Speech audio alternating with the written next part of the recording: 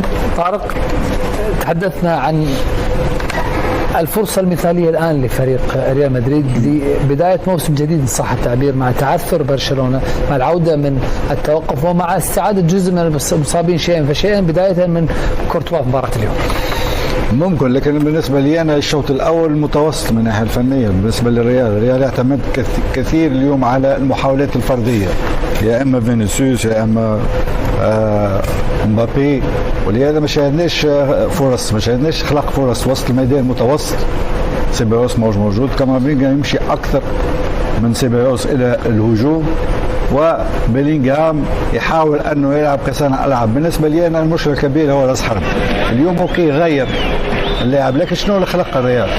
اليوم لعب فينيسيوس راس حربه ومبابي على الجهه اليسرى، ما خلقوا ولا فرصه الا في اللقطه الاخيره، خطا دفاعي من لاعب وسط الميدان وستغلها فينيسيوس. ولهذا بالنسبه لي هناك حلقه، لان الريال ليس الريال نتاع المواسم الاخيره.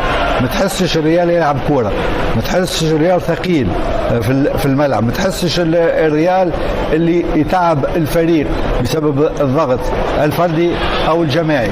ولهذا اليوم 1-0 نتيجه بطبيعه الحال سجلوا في الدقائق الاخيره، نتيجه جيده انه ينهي الشوط الاول 1-0 تعطيه اكثر ثقه. لكن تحس ان الريال ينقص شيئا ما. بالنسبه لي ينقص شيء، هو مهاجم كبير راس حربه كبير مع فينيسيوس ومبابي. مبابي راح على الجهه اليسرى، اوكي الجهه اللي حابذها، لكن ما شاهدتش الخطوره نتاع فينيسيوس لما يلعب على الجهه اليسرى. لما يلعب على الجهه اليسرى فينيسيوس اخطر بكثير من مبابي. ولهذا العوامل هذه تخلي تفكر في الريال في المباريات الكبيره. ماذا عنده امكانيه سيفعل الريال في المباراه الكبيره، خصوصا المباراه القادمه ضد ليفربول. اليوم مع فريق ليغانيس لقى صعوبات كبيره باش يخلق فرص سانحه للتسجيل، باش يصنع اللعب اكثر، لان شاهدت انه اكثر الوقت يلعبوا على الجهه اليسرى. الجهه اليمنى في اوقات صغيره شاهدنا اللاعب اردا جولا رغم انه لما توصل الكره يقدم في مستوى جيد، لكن ما شاهدناش معناتها اللعب على الجهه اليمنى، اللعب على الجهه اليسرى، اللعب في العمق، امكانيات وحلول جماعيه. اكثر اوقات لما توصل فينيسيوس، وخصوصا فينيسيوس، الحلول الفرديه، وحتى الهدف جاء من عمل فردي من فينيسيوس.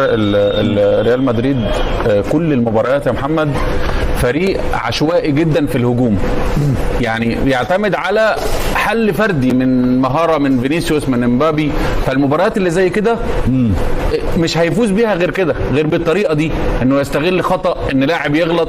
المباريات الكبيره اللي كابتن طارق بيتكلم عليها، انا اظن ان ريال مدريد يبقى افضل، لانه بيبقى بيلاعب فريق بيتقدم في الملعب، ما بيدافعش بكتله دفاعيه متاخره زي ليجانس والفرق الصغيره اللي بتدافع وبتعمل كثافه دفاعيه كبيره جدا.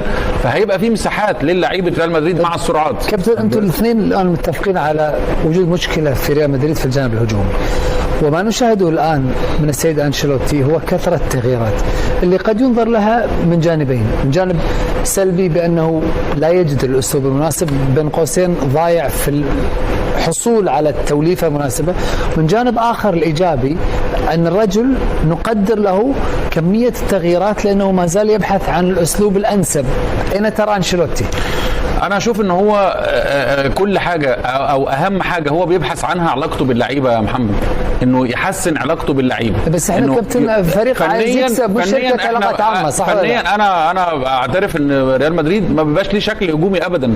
انت مستحيل تلاقي الى متى هو، يعني انا اشوف انه بقاله يعني سنه 2 3 بنفس الشكل يا محمد. هو بيعتمد على علاقته الكويسه باللاعبين. الشكل الهجومي هو ممكن